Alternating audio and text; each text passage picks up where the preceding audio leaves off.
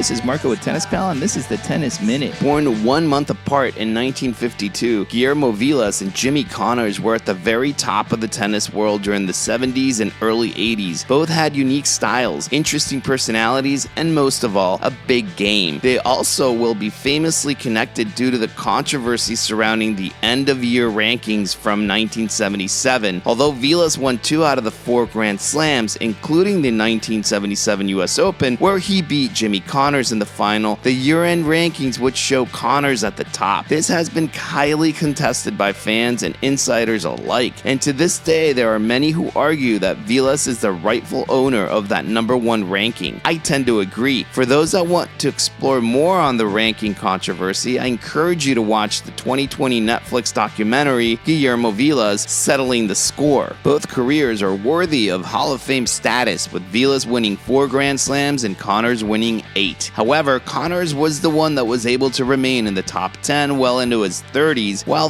Vilas faded in the rankings. They met a total of 9 times during a 10-year span between 1972 and 1982. Their most significant matches came at the US Open, where they would meet 3 times. The first of those meetings was at the 1976 US Open semifinals, where Jimmy Connors would come in as the number 1 seed while Vilas was the number 3 seed. Jimmy Connors would dismantle Vilas in straight sets and then proceed to the finals, where he would meet Bjorn Borg and win his second US Open title. Their second meeting at the US Open would not result in a loss for Vilas. Vilas was the number 4 seed while Jimmy Connors was the number 2 seed. They would meet in the final, where Vilas would take revenge on his loss from the previous year. Although he lost the first set, he would take the next 3, including winning the last set 6-0 to claim the title. Their final meeting at the US Open would be the 1982 semifinals. Jimmy Connors was going through a big resurgence, and the 1982 US Open would be the first of 3 Grand Slams he won in the early 80s. He would need to get through Vilas in the semis though, and he did, dispatching the Argentine in 4 sets.